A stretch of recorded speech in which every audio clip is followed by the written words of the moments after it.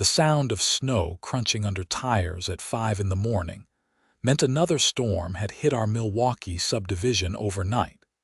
And I knew before I even looked out my window that my HOA board president would be preparing her annual winter power trip. My name is Kevin Forsythe, and I have lived in the Maple Ridge community for 6 years now. The neighborhood sits on the northwestern edge of Milwaukee, Wisconsin, where the winters are brutal, and the HOA regulations are somehow even worse. When I bought my modest 3-bedroom ranch house here back in 2019, I thought I was making a smart investment. The place looked nice, the neighbors seemed friendly enough, and the HOA fees were not outrageous. What I did not know was that I would be dealing with Brenda Patterson, the most vindictive HOA president I have ever encountered. Brenda was in her mid-50s, with heavily dyed blonde hair that she kept in a style that probably went out of fashion in 1987, and she wore a perpetual expression like she had just smelled something rotten. She owned not just her primary residence on Oakmont Drive, but also 3 rental properties scattered throughout our subdivision. This fact became important very quickly in my relationship with her, though not for reasons I could have predicted. The morning everything started, I was sitting at my kitchen table with my coffee, looking out at the 8 inches of fresh snow that had fallen overnight. It was a Saturday in January, and I had planned to sleep in before tackling my driveway and walkway. The subdivision rules required homeowners to clear their walks within 24 hours of snowfall, which was reasonable enough. I had a good snowblower and usually got the job done by mid-morning. My phone rang at exactly 6:15. The caller ID showed Brenda Patterson. I considered not answering, but ignoring Brenda never made things better. It only made them worse and more drawn out. "Hello, Brenda," I said, trying to sound awake and pleasant. "Kevin, I need you to get over to my rental properties immediately and clear the driveways and walkways," she said without preamble. "The tenants are not doing it, and I cannot have the HOA citing my properties for violations." I blinked, processing this absurd request. "Brenda, those are your rental properties. That is between you and your tenants. I do not work for you. You are part of this community, Kevin, and we all need to pitch in to keep property values high," she snapped. "Besides, I have already volunteered you to the HOA board as someone willing to help with community snow removal efforts." "You did what?" I felt my blood pressure rising. "You cannot volunteer me for anything without asking me first, and your rental properties are not community property. They are your personal business. The HOA bylaws state that all residents must contribute to community beautification and maintenance efforts," Brenda said in that condescending tone she loved to use. "I am the board president, and I am telling you this falls under that requirement."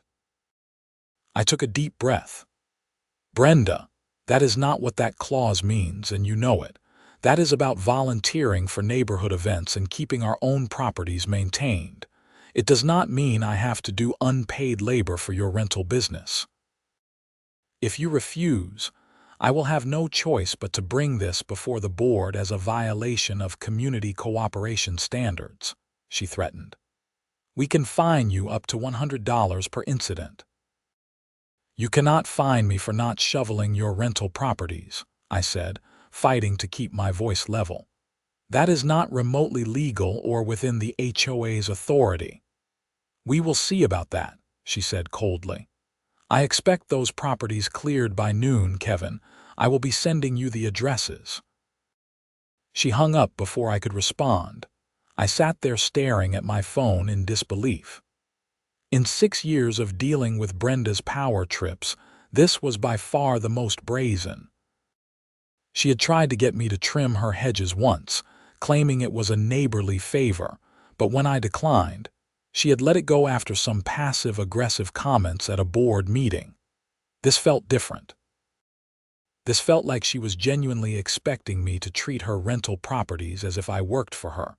True to her word, she texted me 3 addresses within 5 minutes. All 3 were within our subdivision, one on Birchwood Lane, one on Sycamore Court, and one on Elmhurst Drive. I knew the houses. They were all similar to mine, modest single-family homes that Brenda had bought over the years as investment properties. I texted back, "I will not be shoveling your rental properties.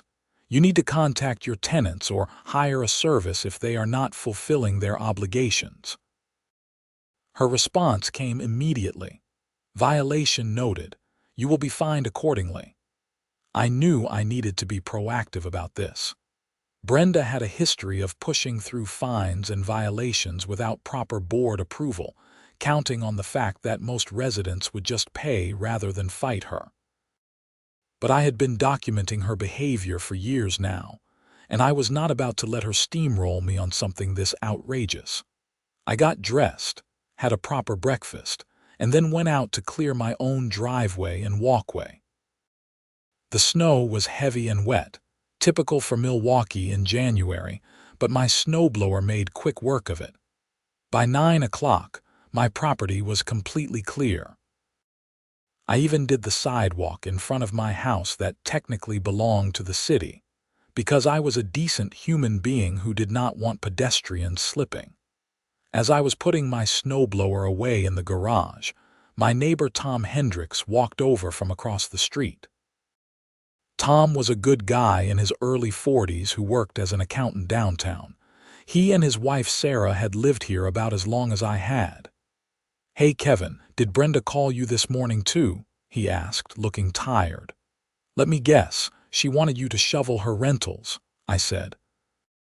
"Yeah, she said I was closest to the one on Birchwood, and that it would only take me an hour," Tom said, shaking his head. "I told her no way, and she said she was going to fine me for not participating in community maintenance activities." "She pulled the same thing with me," I said. "I think she is trying something new this year. Instead of paying for snow removal at her rentals, she is trying to force residents to do it for free." "That is insane," Tom said. "Can she actually do that?" "Not legally, no," I said.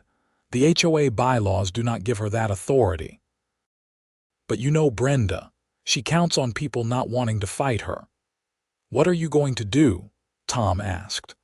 "I am going to call an attorney friend of mine on Monday and get some advice," I said. "In the meantime, I am documenting everything. I would suggest you do the same. Save all her texts and voicemails." "Good call," Tom said. "Sarah and I have been thinking about running for the board just to get Brenda out, but neither of us has the time to commit to it." "I would vote for you in a heartbeat," I said honestly. Tom headed back home, and I went inside to warm up. I made myself some lunch and settled in to watch the Packers game that afternoon, figuring Brenda would calm down once she realized no one was going to cave to her ridiculous demands. I was wrong. At 2 in the afternoon, my doorbell rang. I opened it to find Brenda standing on my front porch, bundled up in a puffy white coat that made her look like an angry marshmallow. Behind her, I could see her silver Lexus SUV idling in my driveway, blocking my car in. "Kevin, I have driven by all 3 of my rental properties, and none of them have been cleared," she announced. "You are in direct violation of HOA community participation requirements, and I am officially issuing you a $100 fine." "Brenda, you cannot fine me for not doing work on your private rental properties," I said as calmly as I could. "That is not how any of this works. I have the authority as board president to issue fines for violations," she insisted, thrusting a printed document at me. It was an official HOA violation notice with my name and address filled in. Under violation, she had written failure to participate in community snow removal efforts as directed by board president. "This is not legitimate," I said, not taking the paper. You are abusing your position, and I am not going to pay this. Then the fine will increase to $200 in 7 days, and we will place a lien on your property," she said smugly. "You will do no such thing because you do not have the authority," I said, my patience finally wearing thin. "Your rental properties are not HOA community property. They are your personal business assets. The fact that you own them does not obligate any other resident to maintain them for you." "I am not going to stand here and be lectured by you," Brenda said, her face reddening. "You have been a thorn in my side since the day you moved in here, questioning every decision, every rule, every fine. This community runs smoothly because I keep it running smoothly, and residents like you who think you know better than the board are the problem. Residents like me who actually read the bylaws and understand property law are the only thing standing between you and a lawsuit," I shot back. "And for the record, I have never received a legitimate fine or violation in 6 years. Every issue you have brought against me has been dismissed because you made it up. Get off my property, Brenda," I said firmly, "and move your car out of my driveway." She opened her mouth to say something else, seemed to think better of it, and stormed back to her Lexus. She backed out with more force than necessary, her tires spinning on the packed snow in the street, and sped off down the block. I closed the door and looked at my phone. I needed to escalate this before Brenda actually tried to put a lien on my house, which I knew she was unhinged enough to attempt. I pulled up the contact information for David Martinez, an attorney I had gone to college with who now practiced real estate law in downtown Milwaukee. I sent him a text. "Hey David, I need some legal advice about my HOA. Are you available for a call tomorrow?" He responded within a few minutes. "Sure thing. Give me a call around 10 tomorrow morning and we can talk through it." That helped me relax a bit. I went back to watching the game, but my mind kept drifting to the situation. I started thinking about Brenda's rental properties and the tenants who lived there. If Brenda was harassing me and Tom about shoveling, she was probably harassing those tenants too. And if the lease agreement stated that snow removal was the landlord's responsibility, then Brenda was violating her contracts with them by not providing that service. An idea started forming. If I could get copies of those lease agreements and prove that snow removal was Brenda's responsibility, not the tenants', then I would have concrete evidence that she was trying to force residents to cover her own contractual obligations. That would make her threats of fines even more absurd and potentially open her up to legal action from her tenants. The next morning, I drove by the 3 rental properties Brenda had mentioned. The one on Birchwood Lane had a small Honda Civic in the driveway covered in snow. The walkway and driveway were not cleared. The house on Sycamore Court was similar, with an older pickup truck buried under snow. The third property on Elmhurst Drive looked like someone had made an attempt to shovel the walkway, but had given up halfway, leaving a narrow path to the front door and the rest buried. I felt bad for these tenants. They were probably getting the same harassment from Brenda that I was, maybe worse since she was actually their landlord. I decided to take a chance and knock on some doors. The house on Birchwood Lane was my first stop. A young woman in her late 20s answered the door, holding a toddler on her hip. She looked exhausted. "Hi, I am sorry to bother you," I said. "My name is Kevin Forsythe. I live over on Oakmont Drive. I am having some issues with our HOA president, Brenda Patterson, and I understand she is your landlord." The woman's expression immediately shifted to frustration. "Oh God, yes. She has been calling me nonstop about the snow. I am a single mom working 2 jobs, and I do not have time to shovel out here before work in the mornings. She said when I signed the lease that snow removal was included in the rent. You have a copy of your lease? I asked carefully. I am trying to document some of Brenda's behavior, and if your lease says snow removal is her responsibility, that would really help. The woman hesitated, then nodded. Hold on, let me grab it. She returned a minute later with a thick stack of papers. She flipped through to a specific page and showed me. Under Landlord Responsibilities, it clearly stated, landlord shall provide or arrange for snow removal services for all driveways, walkways, and paths within 24 hours of snowfall accumulation exceeding 2 inches. Can I take a picture of this page and the signature page? I asked. I promise I am not trying to cause you any trouble. I am trying to stop Brenda from harassing people. Please do, the woman said. I am actually thinking about breaking my lease early because of her. She is constantly coming by unannounced, complaining about every little thing, and now this snow situation is the last straw. I took photos of the relevant pages with my phone. Thank you so much. If you do decide to take any action against her, let me know. I think there might be multiple people who would be interested in a coordinated approach. She nodded tiredly and closed the door. I felt a surge of anger on her behalf. This young mother was clearly struggling, and Brenda was making her life harder for no reason other than Brenda did not want to pay for a service she was contractually obligated to provide. The house on Sycamore Court was next. An older man in his 60s answered, wearing a back brace over his shirt. "What do you want?" he asked gruffly. I gave him the same introduction. His expression softened a bit when I mentioned I was dealing with Brenda's harassment too. "That woman has been on my case for 2 days straight," he said. "I threw my back out last month and I physically cannot shovel. I told her that, and she said I needed to hire someone. I said that is what I pay rent for, and she hung up on me."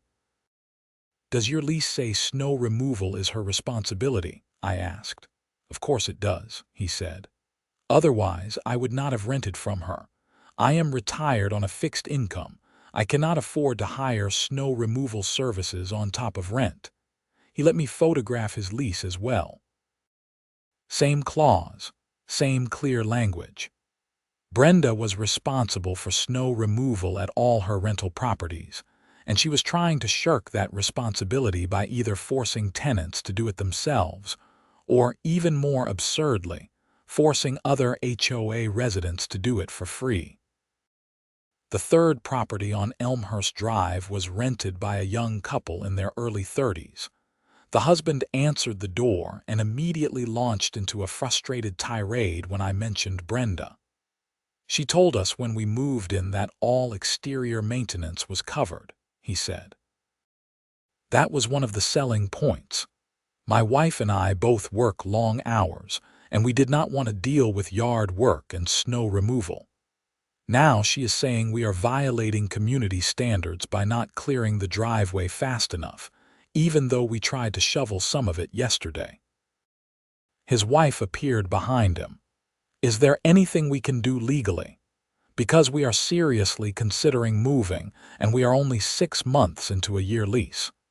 You might have grounds to break the lease without penalty if she is not fulfilling her contractual obligations," I said. "But I would recommend talking to a tenant rights attorney. I am actually meeting with a real estate lawyer tomorrow, and I can ask him if he knows anyone who specializes in landlord-tenant disputes." They seemed relieved to hear that someone was taking Brenda's behavior seriously. I photographed their lease agreement as well, noting that all 3 leases had identical language about snow removal being the landlord's responsibility. Armed with this evidence, I felt much more confident about my conversation with David the next day. I spent the rest of Sunday organizing my documentation. Screenshots of all Brenda's texts, photos of the lease agreements, notes about the timeline of events, and copies of the HOA bylaws with the relevant sections highlighted. Monday morning at 10 o'clock sharp, I called David. He answered on the second ring. "Kevin, good to hear from you," he said warmly. "What is going on with your HOA?" I explained the entire situation. From Brenda's early morning phone call demanding I shovel her rental properties to her showing up at my door with a fake fine to the lease agreements I had discovered that proved snow removal was her responsibility. David was quiet for a moment after I finished. Then he said, "Okay, so there are multiple issues here. First, the HOA fine is completely bogus. An HOA cannot compel a resident to perform unpaid labor on another resident's private property, even if that resident is a board member. The Community Participation Clause in your bylaws refers to voluntary participation in neighborhood events and maintaining your own property to community standards." "That is what I thought," I said. "Second, if she actually attempts to put a lien on your property over this fake fine, that is a whole other level of legal trouble for her," David continued. "That would be abuse of her fiduciary duty as board president, and you would have grounds to sue both her personally and the HOA as an entity." "Good to know," I said. "Third, and this is where it gets interesting, she is in breach of contract with her tenants," David said. "If their leases clearly state that she is responsible for snow removal and she is not providing it, they have grounds to break their leases, sue for damages, or withhold rent until she provides the service. If she tries to evict them for not shoveling, she will lose in court." "Can she get in trouble for trying to force me to cover her contractual obligations?" I asked. "Potentially, yes," David said. "It could be argued that she is using her position as HOA president to coerce residents into providing free services for her private business. That is an ethical violation at minimum, possibly actionable. I would need to look deeper into Wisconsin HOA law to give you a definitive answer, but you definitely have options." "What should I do next?" I asked. "First, send a formal written response to the HOA board, not just to Brenda, disputing the fine and explaining why it is invalid," David said. "Cite the specific bylaw sections. Explain that you have no obligation to maintain her rental properties, and state that any attempt to pursue the fine or place a lien will result in legal action. Send it certified mail so you have proof of delivery." "Okay," I said, taking notes. "Second, I would encourage those tenants to contact a tenant rights attorney," David continued. "If they want a referral, I know several good ones in Milwaukee. Brenda needs to face consequences for her breach of contract." "Third, consider calling for a special meeting of the HOA board to address Brenda's conduct," he said. "You have the right as a homeowner to raise concerns about board member behavior. If other residents are willing to back you up, it will be even more effective." "I know at least one other person she targeted with this snow removal scheme," I said. "And probably more once word gets around." "Perfect," David said. "Document everything, get statements from others if you can, and present it all at a board meeting. If the other board members have any sense, they will rein her in. If they do not, you might need to consider a recall election to remove her from the board." We talked for a few more minutes about specifics, and David agreed to send me an email with everything we had discussed, so I had it in writing. I thanked him profusely and hung up feeling much more prepared for whatever Brenda tried next. I spent Monday afternoon drafting my formal response to the HOA board. I kept it professional and factual, laying out exactly what Brenda had demanded, why it was outside the scope of HOA authority, and the evidence I had that her rental property's snow removal was her contractual responsibility. I cited specific sections of the bylaws and included copies of the relevant lease agreement pages, with the tenant's personal information redacted for privacy. I printed 3 copies, one for the HOA board file, one for Brenda as board president and one for myself. I took them to the post office and sent them certified mail with return receipt requested. Now there would be no question that the board had been formally notified of the issue. On Tuesday, I started getting phone calls from other residents. Tom had apparently spread the word about what Brenda was trying to pull, and other people wanted to share their own stories of her overreach and harassment. I heard from at least 8 different homeowners over the course of the day, each with their own tale of Brenda inventing violations, demanding special treatment, or using her position to bully people into doing what she wanted. One woman, Patricia, told me Brenda had threatened to fine her for having a vegetable garden in her backyard that was visible from a neighbor's second-floor window. The bylaws said nothing about gardens, only that yards needed to be maintained. Patricia had eventually dug up her garden just to get Brenda to leave her alone. Another resident, Marcus, said Brenda had tried to prevent him from installing solar panels on his roof, claiming they were unsightly.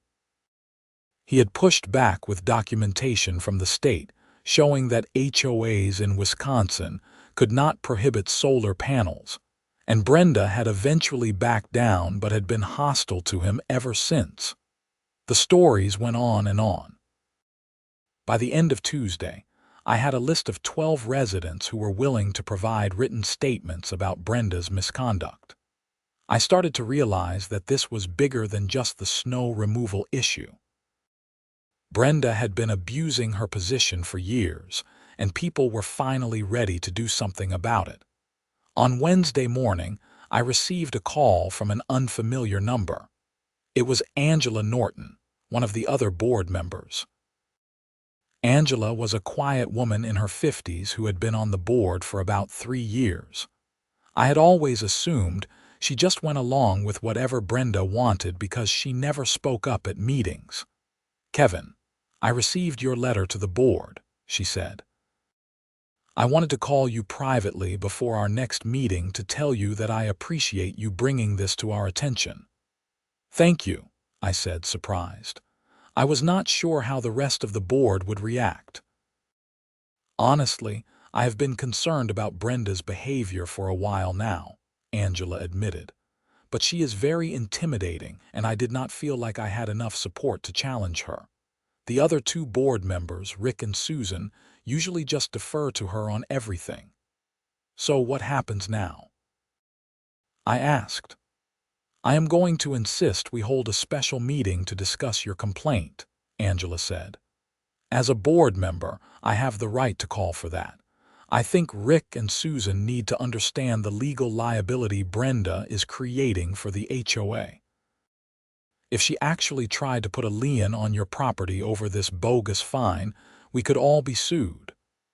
"I am glad someone on the board is taking this seriously," I said. "Can you come to a meeting this Saturday morning?" Angela asked. "I know it is short notice, but I want to address this quickly before Brenda does something even more reckless." "I will be there," I said. Angela gave me the details. The meeting would be at 10 in the morning at the subdivision's community center, a small building near the entrance of Maple Ridge that was used for HOA meetings and neighborhood events. I spent the next few days preparing for the meeting. I organized all my evidence into a clear timeline, practiced explaining the situation concisely, and reached out to Tom and a few others to see if they would be willing to attend and speak up as well. Tom agreed immediately, and so did Marcus, the resident who had dealt with Brenda's attempt to block his solar panels. Saturday morning arrived cold and clear. I got to the community center at 9:45, wanting to be early. Tom and Marcus were already there, looking nervous but determined. Angela arrived a few minutes later, carrying a folder full of documents. Rick and Susan, the other 2 board members, showed up right at 10. Rick was a heavy-set man in his 60s who worked in insurance. Susan was a thin, nervous-looking woman in her 50s who I knew was a retired teacher. Brenda arrived last, at 10 after, looking annoyed that a meeting had been called without her initiating it. She took her seat at the head of the table without greeting anyone. "Let us get this started," Angela said, taking control before Brenda could. "We are here to discuss a formal complaint filed by Kevin Forsythe regarding conduct by our board president. Kevin, would you like to present your complaint?" I stood up and walked through everything methodically. I showed the texts from Brenda demanding I shovel her rental properties. I showed the bogus violation notice she had given me. I presented the lease agreements proving that snow removal was her contractual obligation as a landlord, not her tenant's responsibility, and certainly not other residents' responsibility. I cited the specific HOA bylaws and explained why her demands and fine were outside the scope of HOA authority. Brenda's face grew redder and redder as I spoke. When I finished, she immediately started to respond, but Angela cut her off. "Let me make sure I understand correctly," Angela said, looking at Brenda. "You demanded that Kevin perform unpaid labor on your private rental properties, and when he refused, you issued an HOA fine against him. It was not unpaid labor, it was community participation," Brenda snapped.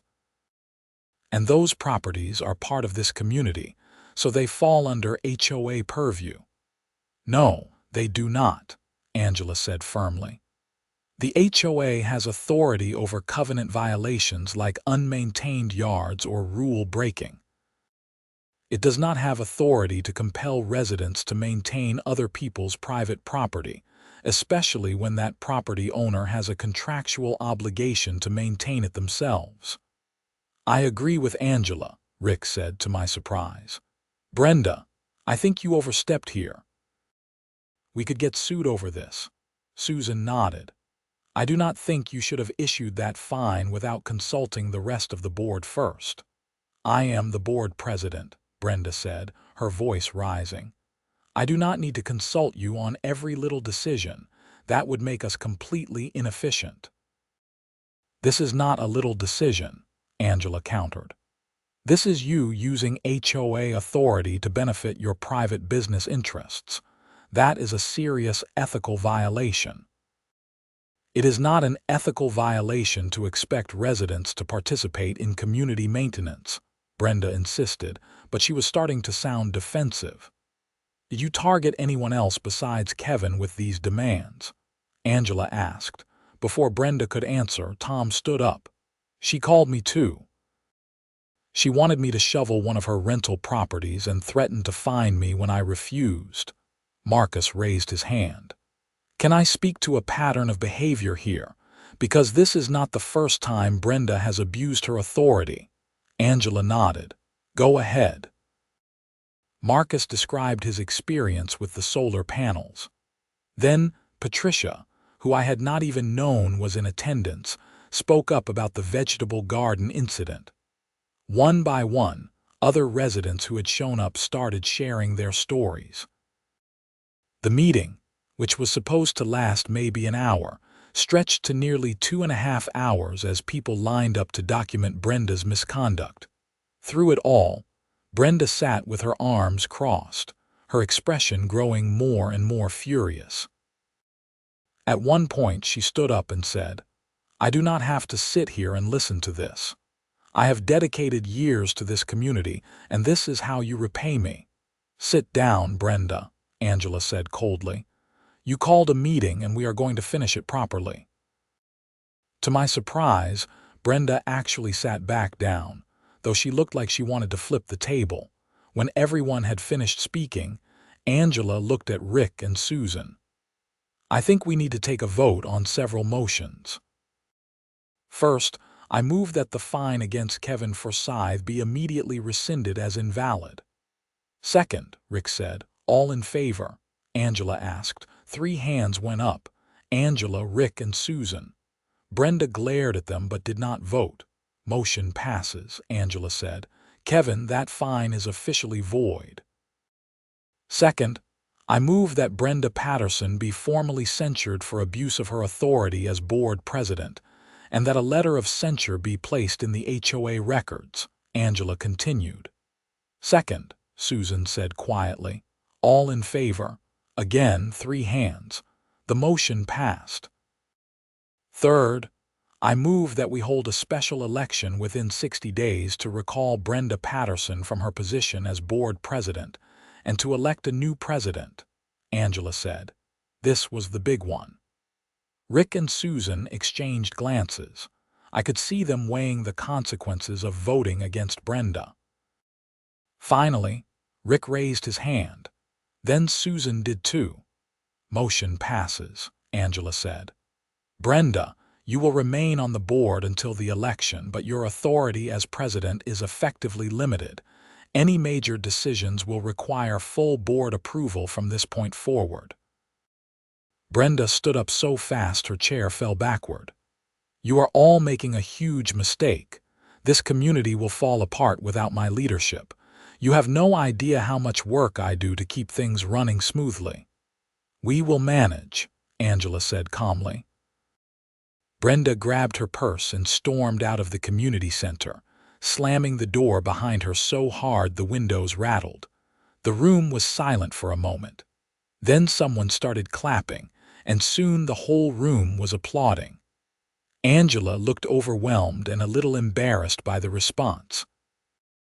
Thank you all for coming and speaking up, she said. This was long overdue, and I am sorry I did not push back against Brenda's behavior sooner. After the meeting, several people came up to thank me for filing the formal complaint.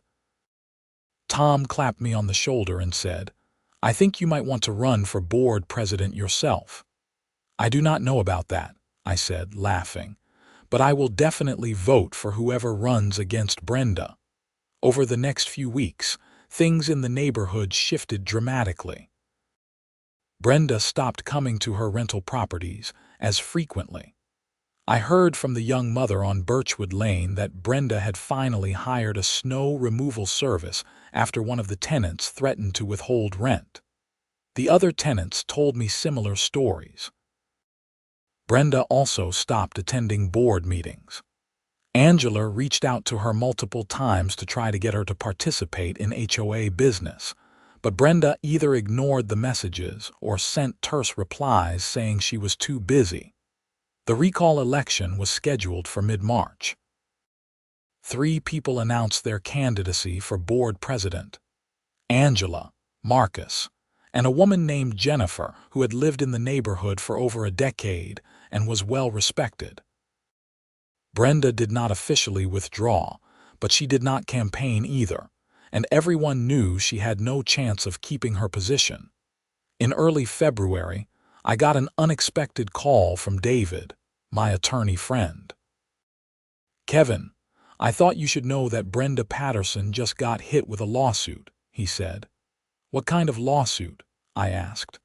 Civil suit from 3 of her tenants for breach of contract and harassment, David said. They are represented by one of the attorneys I referred them to. Apparently, Brenda tried to evict all 3 of them in retaliation for complaining about the snow removal issue, but she did not follow proper eviction procedures and the judge dismissed her filings. Wow, I said. So she just made things worse for herself. Much worse, David agreed. Her tenants are asking for damages, return of rent for the months she did not provide snow removal, and compensation for the stress of dealing with her harassment and improper eviction attempts. The case is pretty solid based on what I have heard. Good, I said. Maybe that will teach her not to treat people like garbage. In mid-March, the election took place. Angela won by a landslide with over 70% of the vote. Brenda came in dead last. 2 days after the election results were announced, Brenda resigned from the HOA board entirely via email. She did not explain her reasons or thank anyone for her years of service. She just sent a 1-sentence resignation, and that was it. Life in Maple Ridge improved dramatically under Angela's leadership. She solicited input from residents before making decisions. She enforced the bylaws fairly and consistently, and she worked to build community rather than control it. The difference was night and day.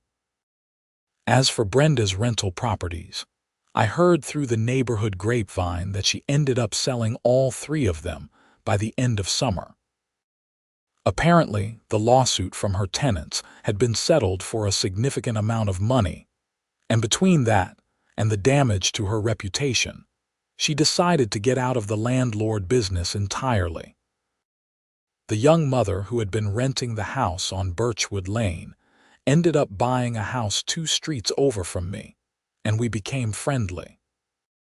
She told me that standing up to Brenda had been one of the best things that had happened to her in a long time, and that it had given her the confidence to make other positive changes in her life. Tom and I started a tradition of having coffee every Saturday morning at a local cafe, where we would catch up on neighborhood gossip and laugh about the absurdity of the whole situation. He liked to joke that I had become a local legend for taking down the HOA tyrant, but I always reminded him that it had been a group effort. Plenty of people had been willing to speak up once they saw someone else do it first.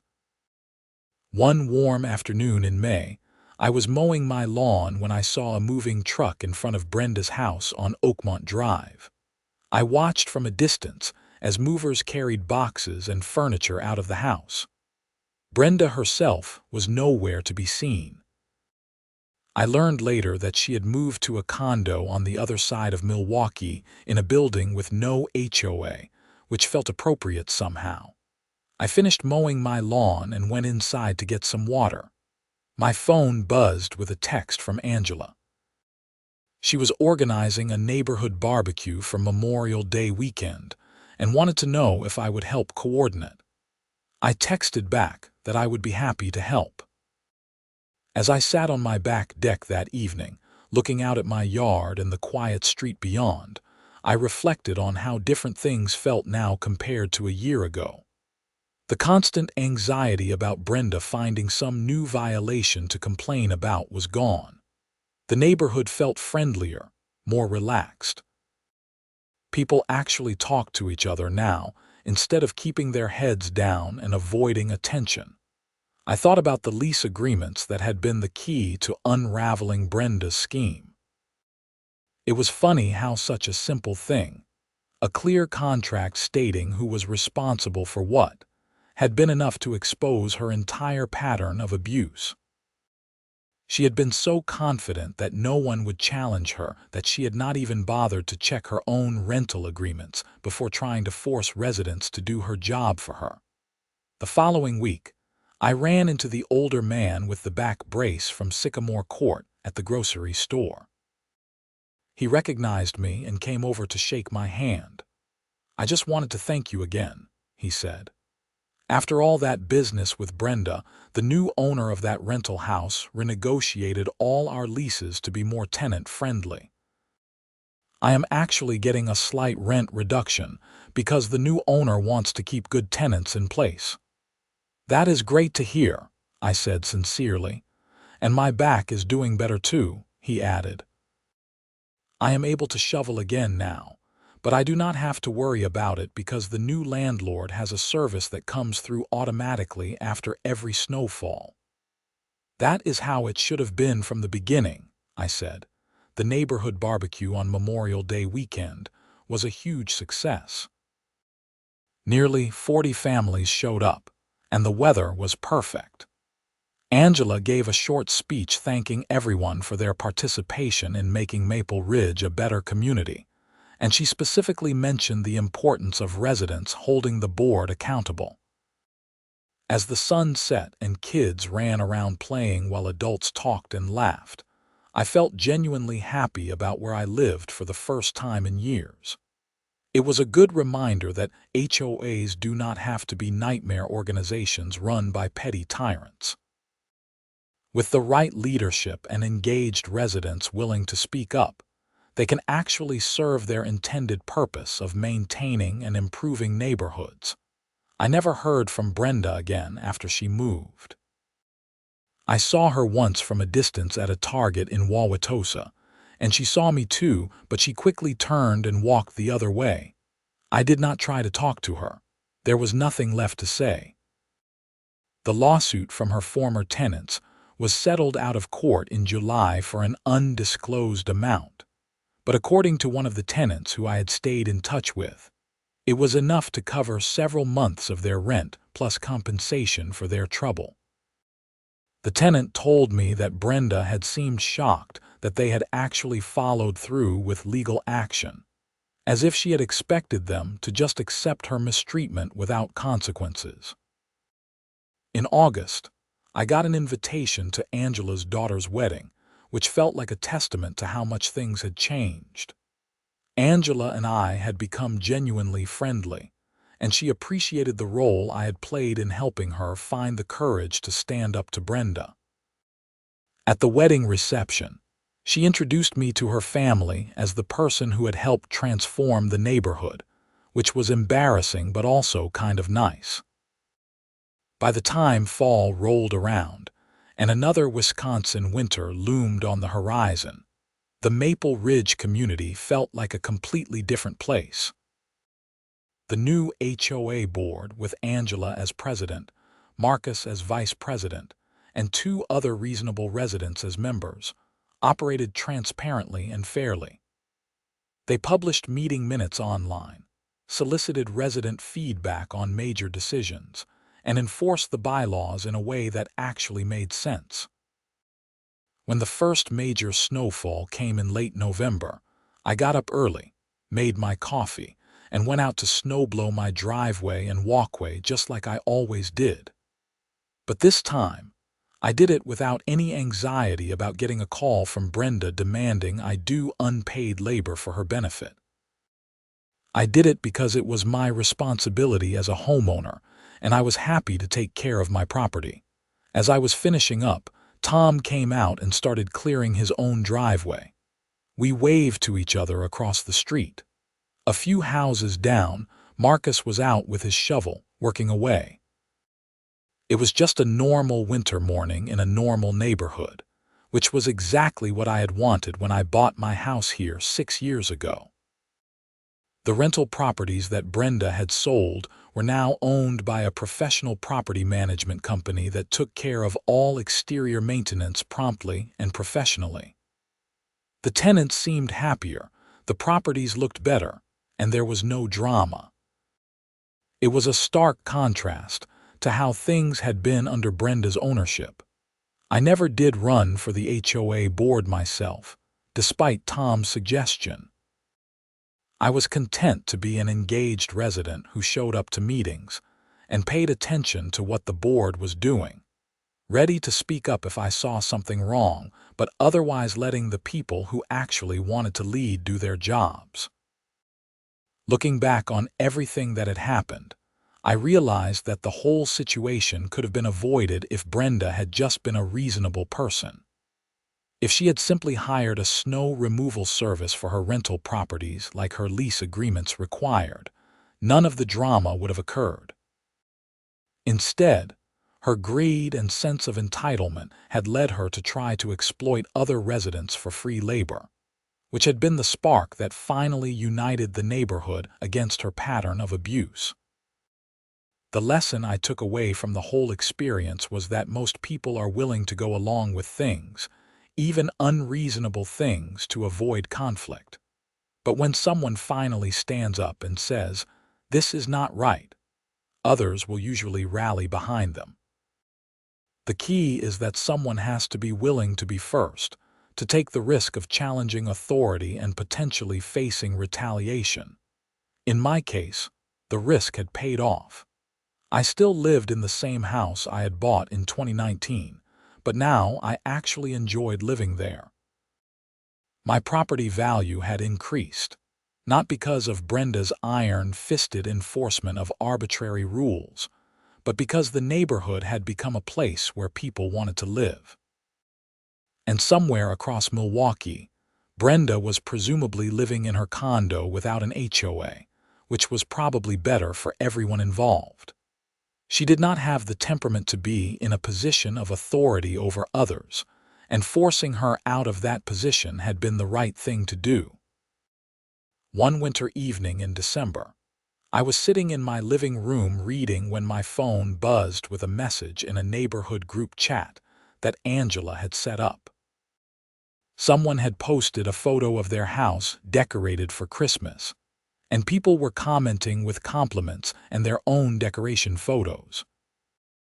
A year ago, no one would have dared post photos of their Christmas decorations in any neighborhood forum because Brenda would have scrutinized every detail looking for violations.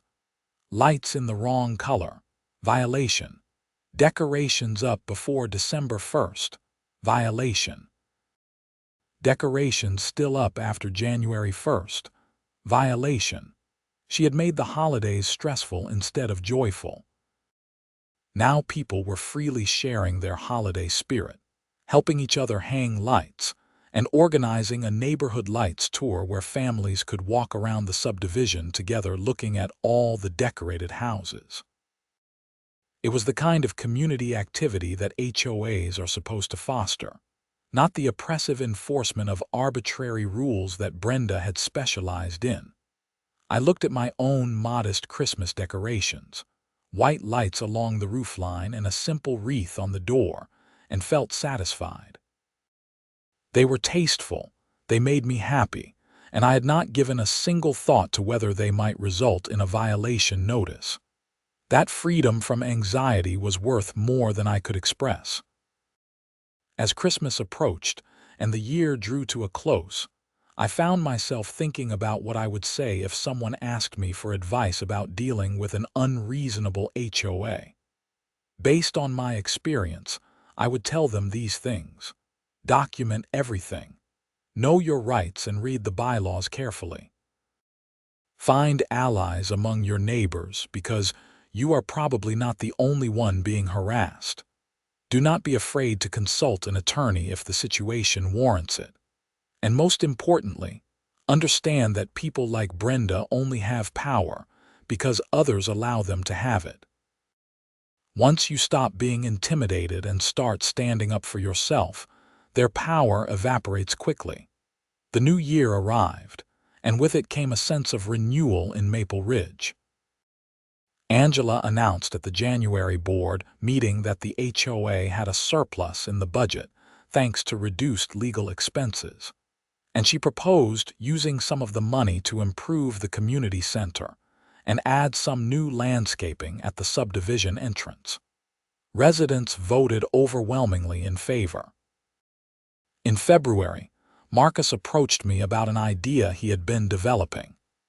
He wanted to create a neighborhood directory with everyone's contact information and skills they would be willing to share. For example, if someone needed help with a computer problem and another resident worked in IT, they could connect. Or if someone needed a recommendation for a plumber and their neighbor had a trusted contractor, they could get that information. It is the kind of thing that builds actual community, Marcus said. Instead of the HOA just being this enforcement mechanism, it could be a way for neighbors to actually help each other. I thought it was a great idea and volunteered to help put it together. Over the next month, we went door to door collecting information from residents who wanted to participate. The response was overwhelmingly positive. People were hungry for the kind of real neighborhood connection that had been impossible under Brenda's hostile leadership. The directory launched in March, and within the first week, I saw multiple instances of neighbors helping each other out because of it. Someone needed help moving a heavy piece of furniture, and 3 neighbors showed up. Someone's car broke down, and a neighbor who knew about auto repair offered to take a look at it. It was beautiful to see. In April, I got a surprise phone call from the young mother who had been renting on Birchwood Lane and had since bought her own house nearby. She was calling to tell me that she had decided to run for one of the open seats on the HOA board. "You inspired me," she said. "I figured if you could stand up to Brenda and actually make a difference, then maybe I could contribute something too. Plus, I want to make sure we never end up with another board president like her. I think you would be great, I said honestly, and I will definitely vote for you. She won her election easily. The board now consisted of Angela as president, Marcus as vice president, Jennifer as secretary, the young mother whose name was Christina as treasurer, and Rick had stayed on as a general member. It was a diverse group of people who actually cared about the community, rather than using the HOA as a power trip. By the summer, the transformation of Maple Ridge was complete. The neighborhood newsletter, which under Brenda had been full of violation warnings and rule reminders, now featured photos from community events, interviews with longtime residents, and updates on neighborhood improvements. The tone was friendly and inclusive instead of threatening and exclusionary. Tom and I were having coffee one Saturday morning in June when he brought up the whole Brenda situation again. "You know what I think about sometimes," he said. "What if you had just gone ahead and shoveled those rental properties like she demanded? Like, what if you had just caved to avoid the conflict? Then she would have kept doing it," I said. "Not just to me, but to everyone. And her behavior would have gotten worse because she would have seen that people would comply with anything she demanded." "Exactly," Tom said. "Sometimes standing up to a bully is not just about you. It is about protecting everyone else they are targeting too." "I was lucky that I had the resources to fight back," I said. "I had a lawyer friend I could call. I had the time to document everything and organize a response." Not everyone is in that position, which is why it is even more important that those of us who can fight back actually do it, Tom said. "Otherwise, people like Brenda just keep victimizing the most vulnerable people in the community." It was a sobering thought, but also an empowering one. The whole experience had taught me that ordinary people have more power than they think they do, especially when they work together. Brenda had seemed so formidable when she was in power, but in the end, she had been undone by simple things. A formal complaint, a collection of lease agreements, and residents who were willing to speak the truth about her behavior. The second anniversary of the original snowstorm incident came in January of the following year. Maple Ridge had just experienced another major winter storm, and I was out clearing my driveway when Angela walked by with her dog. "Can you believe it has been 2 years since all that drama with Brenda?" she called out to me. "Has it been that long?" I said, pausing my snowblower. "It feels like ancient history now." "Right," Angela said. "The neighborhood is so much better now that I almost forget how bad it used to be." "Do you ever hear anything about what Brenda is up to?" I asked, more out of curiosity than any real concern. "Not really," Angela said. "I saw on Facebook that she joined some kind of condo association board at her new building, which is kind of terrifying for those residents." "But that is not our problem anymore," I laughed. "I hope they have someone willing to stand up to her like we did." "I hope so too," Angela said. "Anyway, I am going to keep walking before Buster freezes. Have a good day, Kevin." "You too," I said, and went back to snowblowing. As I finished clearing my property, I looked around at the neighborhood. Driveways were being cleared by their owners or by hired services. Rental properties were being properly maintained by their landlords or property management companies. Everything was operating the way it was supposed to, with people fulfilling their actual responsibilities instead of trying to force others to do their work for them. It was such a simple thing, really. People taking care of their own properties and meeting their own obligations. But under Brenda's leadership, it had become complicated and contentious. Her departure had removed that layer of dysfunction and allowed the neighborhood to function normally again. I realized that the story of my conflict with Brenda over the snow removal had become part of the neighborhood's shared history. New residents who moved in would hear about it from their neighbors, usually framed as a cautionary tale about HOA overreach and a triumph of community organizing. I had become known as the guy who stood up to the crazy HOA president, which was not how I had ever imagined being known, but I suppose there were worse reputations to have. The final chapter of the story came in the spring, when I heard from David that Brenda's lawsuit with her former tenants had generated a formal complaint to the Wisconsin Department of Agriculture, Trade and Consumer Protection, which oversees landlord-tenant relations in the state. Apparently, during the lawsuit proceedings, evidence had emerged of other lease violations and tenant harassment beyond just the snow removal issue. The department had launched an investigation, and while I never learned all the details, I did hear that Brenda had been fined and placed on some kind of watch list for landlords. If she ever tried to rent out property in Wisconsin again, she would face extra scrutiny and oversight. "Justice," Tom said when I told him about it over coffee. "Actual consequences for her actions. It only took multiple lawsuits, an HOA revolt, and a state investigation," I said wryly. "But yeah, I guess she finally faced some real consequences. You think she learned anything from all this?" Tom wondered. I thought about that for a moment. "Probably not," I said. "People like Brenda usually do not change. They just find new contexts to be controlling and difficult in. But at least she is not our problem anymore, and she really was not." The Maple Ridge community continued to thrive under reasonable leadership. Property values increased steadily.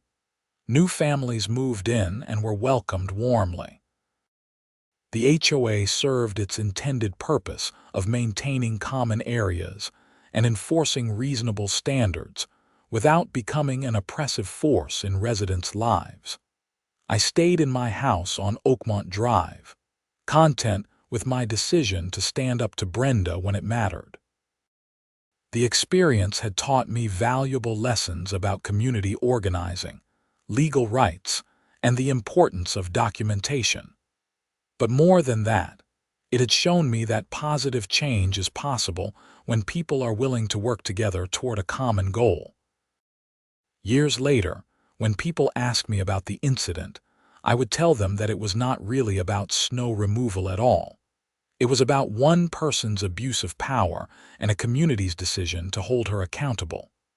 The snow removal demand was just the catalyst that brought everything else to light. And in the end, that is how I wanted to remember it. Not as a petty dispute about shoveling driveways, but as a turning point when a neighborhood decided to stand up for itself and create the kind of community it actually wanted to be. That was worth fighting for, and I was glad I had done it. The warm summer breeze carried the sound of children playing in the neighborhood as I sat on my deck, a cold beer in hand, watching the sunset paint the sky in shades of orange and pink.